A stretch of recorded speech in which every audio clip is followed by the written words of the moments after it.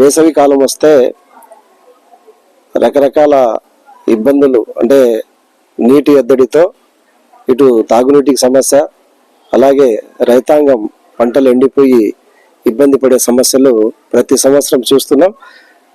ఇలా నీటి ఎద్దడి కారణంగా వేసవి కాలంలో వచ్చే ఇబ్బందులను దృష్టిలో పెట్టుకొని ప్రభుత్వం వారు ఆయా మండలాల్లో లేదంటే ఆ జిల్లా మొత్తంగా కానీ కరువు జిల్లాగా లేదా కొన్ని మండలాలు కరువు మండలాలుగా ప్రకటించే సాంప్రదాయం ఉంది.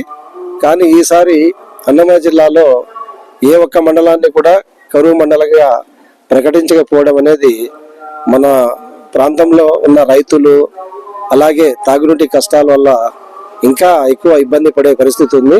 ఇప్పటికైనా ప్రభుత్వం స్పందించి అన్నమయ్య జిల్లాను కరువు జిల్లాగా ప్రకటించాలని, అలాగే ఈ నీటి ఎద్దడి కారణంగా ఎక్కడైతే నీటి సమస్యలు ఉన్నాయో తాగునీటి సమస్య కానీ అలాగే సాగునీటి సమస్య కానీ దానికి ప్రత్యామ్నాయ పద్ధతుల్లో వారికి అవి అందజేయడానికి ప్రభుత్వం వెంటనే చర్యలు తీసుకోవాలని, అధికారులు కూడా ఆ వైపు ప్రయత్నాలు చేయాలని కోరుకుంటున్నాను.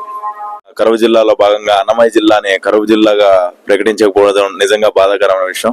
ఎందుకంటే అన్నమయ్య జిల్లా రాయలసీమలోనే చాలా వెనుకబడిన ప్రాంతం, చాలా అభివృద్ధికి నోచుకునే ప్రాంతాల్లో అన్నమయ్య జిల్లా అనేది చాలా అత్యున్నత స్థానంలో ఉంది. ఎందుకంటే ఇక్కడ తాగునీరు కావచ్చు, రైతులకి పంట నష్టం, ఎన్నో రకాలుగా ఎంతో మంది ఇబ్బంది పడతా ఉన్నారు ప్రజలు. మనం ప్రజెంట్ వాస్తవంగా చూసుకుంటే ప్రజలు ఇక్కడ తాగునీరు లేక ఎన్నో గ్రామాల్లో ఎంతో మంది మనం రీసెంట్ గా చూడొచ్చు, ఎంతో మంది బిందెలు పట్టుకొని ధర్నాలు చేయడం, ఎంతో మంది నీళ్లు దొరక్క ఎంతో దూరం పోయి నీళ్ల కోసం ఎంతో ఆరాటపడే వాళ్ళు మనం ఎంతో మంది చూస్తా ఉన్నాం. అలానే రైతుల విషయానికి వస్తే ఎంతో మంది పంటల నష్టాలు జరిగి రైతులు పూర్తిగా నీరు లేక పంటలు పూర్తిగా నష్టపోయి ఎంతో మంది ఆత్మహత్య చేసుకొని చనిపోవడం కూడా మనం రీసెంట్ గా గమనించడం జరిగింది మన అన్నమయ్య జిల్లా.